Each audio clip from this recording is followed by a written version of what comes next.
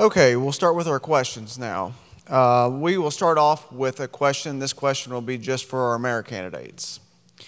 First question is, it is no secret that we have aging infrastructure in our community.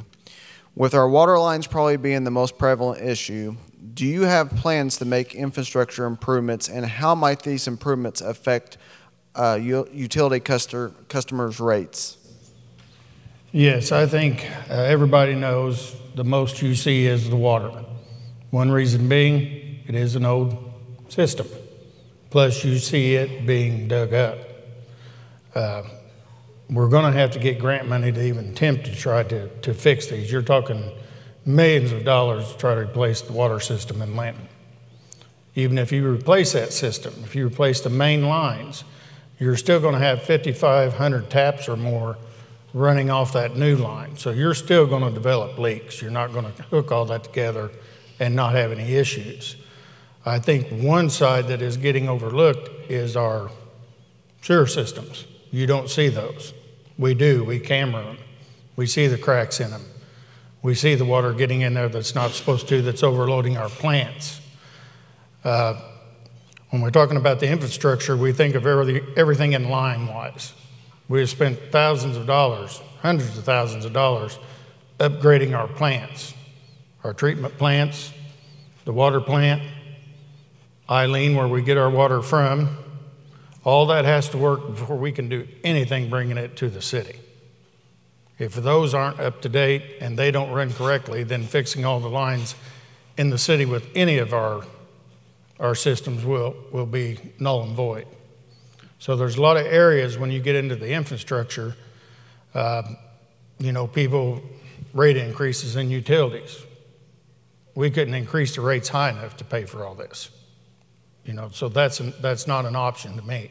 I don't want to raise the rates. I'm not saying they won't go up in the future. You don't know. We try to do a lot of our work in small areas with cash on hand that we have. Or we go for low amounts of bonds because there's just no way feasible to come in here and do it all at one time. And that's our gain, is to keep the city out of debt and fix as much as possible without it affecting your cost dramatically. Well, no doubt when you drive around, you see a lot of patches and highways and roads and places where the water lines have leaked, and I've personally observed a couple of them, and the water lines are desperately in bad shape. The thing that needs to happen, in my opinion, is you got to have a plan. Whether you go in for grants or any kind of money, you got to have a detailed plan of what the issues are, where you're going to fix it. And to do that, I don't have the visibility of what areas are worse than others. You got to rely on the employees to come up with where do we need to hit the areas first. What's the plan? What's the estimate? If you take that information and go forward to make application for a grant, at least you got something to work from.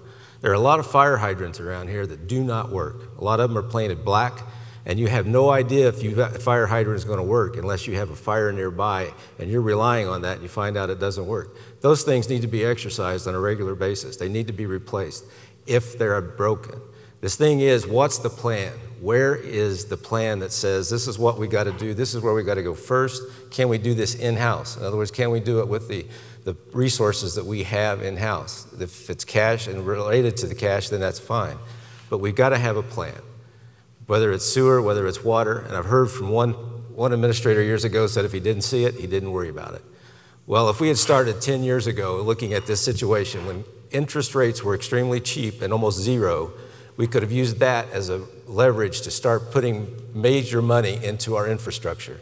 We did that. If you look at the campus here at the school, when I was on the school board, in 2004 when I took it over, the campus was totally different. You look at it now, it's well designed, it's well maintained, we have tennis courts, we have a lot of structure that took a lot of time and effort and planning to make happen and to get money to do that because money at that time was cheap. It will never be cheaper to replace our water system than it is today.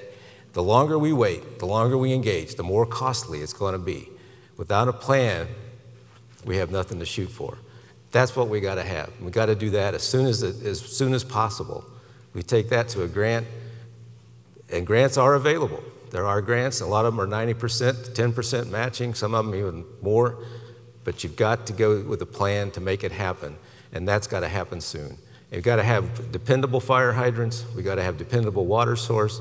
Anything that's coming into this town is going to look at that infrastructure and realize where we're at and what the value is that they want to bring to the city if we don't have good infrastructure. That's my focus. Make the plan, work the plan, do it in phases, make it happen, and get it fixed now.